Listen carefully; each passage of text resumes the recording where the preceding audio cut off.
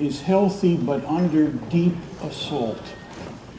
And it's a tragedy that the United States, which played perhaps the most formidably strong role in creating an international system in many areas of cooperation, from the United Nations to the Trade Organization to how finance and banking work and so on, is now in the vanguard, in the forefront of adopting a series of approaches, attitudes, and philosophies which are shaking the system.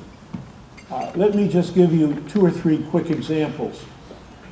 We are in the world of might makes right, almost, not quite. Because if we pursue that kind of an approach, it means you end up down the road in a situation where if might isn't going to make the change that you want and diplomacy doesn't facilitate the change, you have only 2 options: go to war or walk away. And that, in my view, is not a comfortable philosophy. The second thing that is under deep assault is the sanctity of commitment to treaties. Is a country's word its bond? Is it trustworthy? And we just discarded, in my view, an extremely important treaty as part of the obligations of the United States, the Joint Comprehensive Plan of Action that was negotiated with Iran, with 6 other countries in the European Union. And most organizational treaties have escape clauses. This did not have an escape clause because it had time limits on certain actions which provided for an exit, but it was configured in a way to make exit hard, not easy.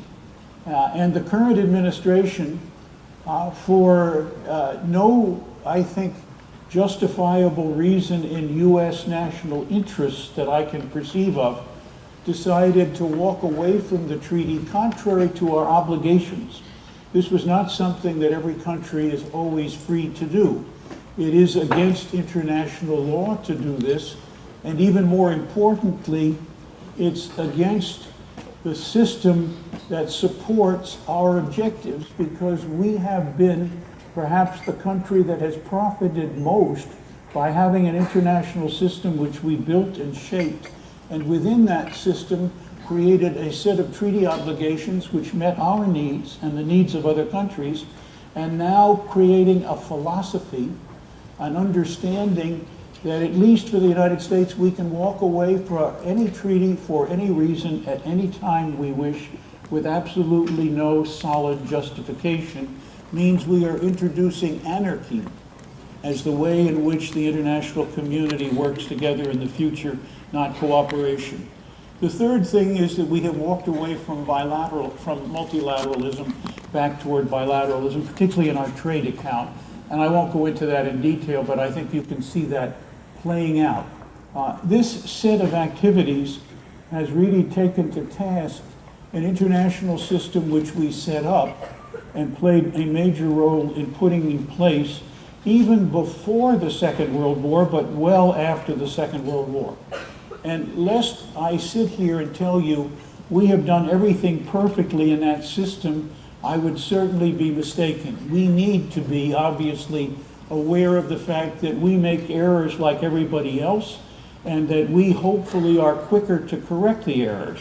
I don't see that particular piece coming now, and I see an international order which is really based on many principles that we have benefited from and that we hold dear, being attacked and destroyed by the very state that led us to put those into place on the principles that were the basis both for our Declaration of Independence and the Constitution, now writ a little bit larger across the international world.